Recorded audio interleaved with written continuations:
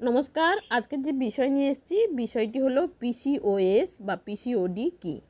তো পিসিওএস বা পিসিওডি কি বলার আগে বলে রাখি, যদি চ্যানেলটি ভালো লাগে তাহলে লাইক এবং সাবস্ক্রাইব করে দেবেন।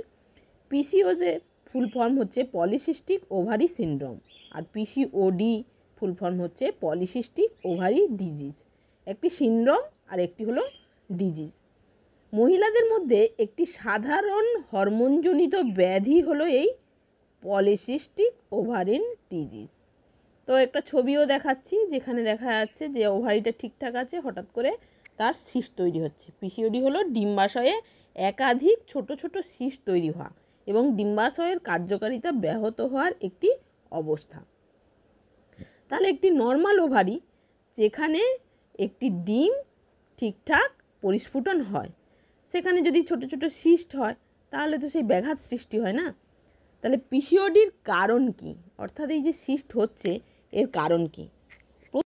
প্রথমত হরমোনের ভারসাম্যহীনতার কারণে পলিসিস্টিক ওভারিয়ান ডিজিজ হয়ে থাকে।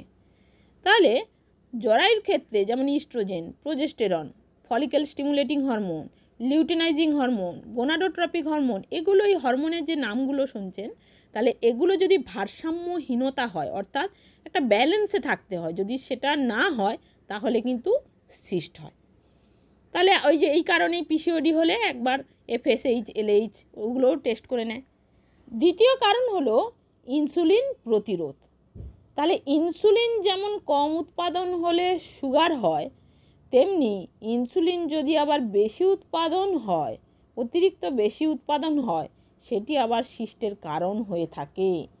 তাই সব কিছুই ব্যালেন্সে থাকা প্রয়োজন, বেশি আবার ভালো না, কম আবার ভালো না। তাহলে পিসিওডি সহ প্রায় 70% মহিলার ক্ষেত্রে দেখা যায় যে ইনসুলিনের প্রতিরোধের কারণে পিসিওডি হয়েছে। তৃতীয় কারণ কি? মোটা, স্থূলতা, একেবারে শুদ্ধ বাংলায় বলতে স্থূলতা বা মোটা।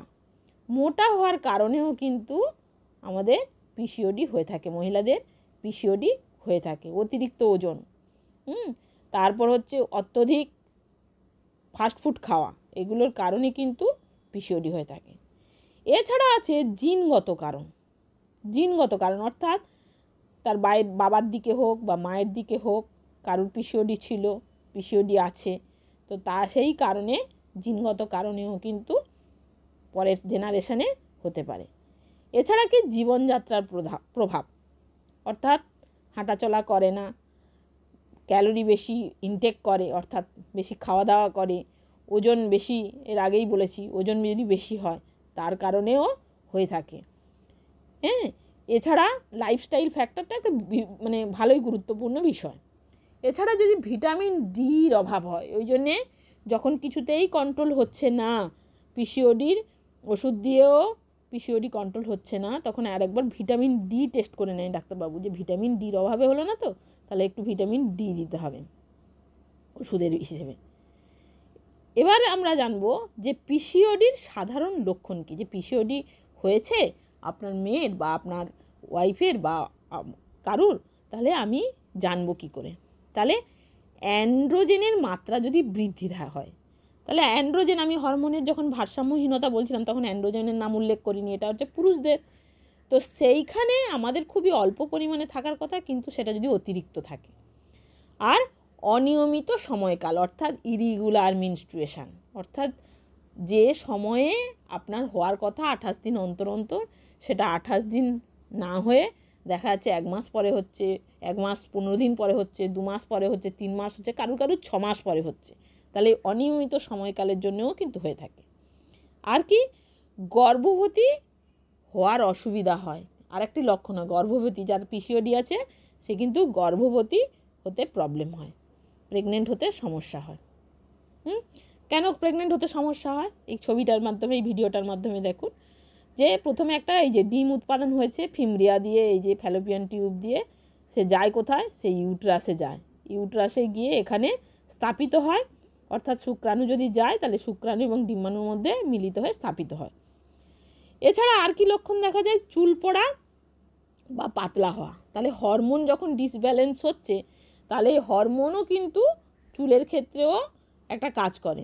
তাহলে হরমোন ডিসব্যালেন্স হলে তো চুল পড়বেই, তাহলে চুল পড়াও কিন্তু একটি লক্ষণ হচ্ছে পিসিওডি। এছাড়া ব্রণ, মুখে প্রচণ্ড কালো কালো দাগ কিংবা ব্রণ হয়েছে, ওজন বৃদ্ধি, এগুলো কিন্তু কমন ব্যাপার। এবার পিসিওডির সাথে যুক্ত কিছু সমস্যা, এই এতগুলো সমস্যা তো বললাম, পিসিওডির সাথে অন্যান্য কি সমস্যা হতে পারে সেটাও আমরা জেনে নেব। প্রথমত গর্ভপাত।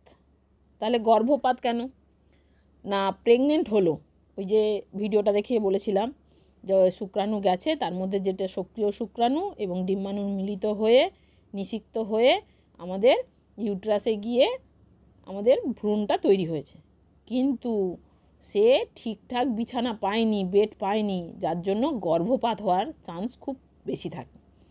বন্ধ্যাত্ব অর্থাৎ বাচ্চা হয় না। কেন বাচ্চা হয় না? না ডিমের আশেপাশে তো ওই আঙুরের থোকার মতো পলিসিস্টিক হয়ে আছে, যার জন্য কি হচ্ছে, ডিমটা ম্যাচিওর হতে পারছে না। ম্যাচিওর না হওয়ার ফলে কি হচ্ছে, প্রেগনেন্ট হতে পারছে না। গর্ভাবস্থার ডায়াবেটিস আর নিদ্রাহীনতা অর্থাৎ ঘুম হয় না। ডায়াবেটিস 2 হওয়ার চান্স বেশি থাকে, অর্থাৎ ডায়াবেটিস 2 মানে ডায়াবেটিস 1 জানতে হবে। তাহলে ডায়াবেটিস 1টা কি? খুব অল্প বয়সে যদি কারুর সুগার হয় অর্থাৎ ডায়াবেটিক মেলাইটাস হয়, তাকে বলা হয় ডায়াবেটিস 1। আর 30 বছরের পরে যখন সুগার হয় তাকে বলা হয় ডায়াবেটিস 2। তাহলে বেশি বয়সে, তাহলে এখানে কিন্তু ডায়াবেটিস 2 হওয়ার চান্স বেশি থাকে। এছাড়া কি থাকে? ডিপ্রেশন, মন খারাপ, বিষণ্ণতা এবং অন্যান্য মানসিক রোগ হওয়ারও চান্স থাকে। এছাড়া এন্ডোমেট্রিয়াল ক্যান্সার হওয়ারও চান্স থাকে এবং জরায়ুর অস্বাভাবিক রক্তপাত প্রচণ্ড হওয়ার চান্স থাকে। এছাড়া মুখের কালো কালো দাগ অর্থাৎ ব্রণ বলেছিলাম, ব্রণর সঙ্গে কালো কালো দাগ হওয়ারও চান্স থাকে পলিসিস্টিক ওভারিয়ান ডিজিজ হলে। আর হরমোনের সমস্যা, তাহলে এমনি তো আর মিনস্ট্রুয়েশন ইরেগুলার হচ্ছে না, অনিয়মিত মিনস্ট্রুয়েশন হচ্ছে না, কারণ হরমোনের সমস্যা। অর্থাৎ এই কারণেই দেখবেন ফলিক্যাল স্টিমুলেটিং হরমোন, তারপর লিউটিনাইজিং হরমোন টেস্ট করতে দেওয়া হয়। এছাড়া লিভারের সমস্যাও প্রচণ্ড হয় পলিসিস্টিক ওভারিয়ান ডিজিজ হলে। এরপরে আসি পলিসিস্টিক ওভারিয়ান ডিজিজের চিকিৎসা। তাহলে পিসিওডি হলে কিভাবে? প্রথমেই বলি ডাক্তারবাবুর কাছে যাবেন, এবং কার কাছে? যারা হচ্ছে গাইনি ডক্টর অর্থাৎ তাদের কাছে যাবেন। তারা প্রথমেই আপনার টেস্টগুলো করে নেবে, দিয়ে জন্ম নিয়ন্ত্রণ বড়ি দেবে এবং ডিম্বস্ফোটন বা উত্তেজক ওষুধ দেবে। ভয় পাবেন না যে জন্ম নিয়ন্ত্রক বিয়ে হয়নি তাহলে জন্ম নিয়ন্ত্রক বড়ি দিল কী জন্যে, তাহলে এটা ট্রিটমেন্টের একটা অংশ। আর প্রোজেস্টিন থেরাপি করে। প্রোজেস্টিনের একটা ওষুধ থাকে, সেটা 20 দিন 25 দিন অন্তর অন্তর খাওয়ার ব্যাপার থাকে, তাহলে সেইটাই ডাক্তারবাবু দেবে। এছাড়া ফলিক্যাল চিকিৎসা অর্থাৎ কি, আমি আগেই বলেছিলাম যে এখানে ডিমগুলোই ঠিকমতো উৎপাদন হতে পারছে না ফলিক্যাল স্টিমুলেটিং হরমোনের জন্য। ওই জন্যে ডিম ঠিকঠাক উৎপাদন হওয়ার জন্য, কারণ আমাদের প্রতি মাসে হয় বাম দিক থেকে নয় ডান দিক থেকে ওভারি থেকে ডিম উৎপন্ন হয়, তাহলে ডিম উৎপন্ন ঠিকমতো হতে হবে। তো এই কারণে ফলিক্যাল ট্রিটমেন্টটা হয়ে থাকে। পরের বিষয় নিয়ে আসছি পিসিওডির ডায়েট। আপনারা চ্যানেলটা দেখতে থাকুন, এরপরে আরও খুব গুরুত্বপূর্ণ এবং নিজের প্রাত্যহিক জীবনে যেগুলি লাগে সেই বিষয়গুলি আসছে। ধন্যবাদ।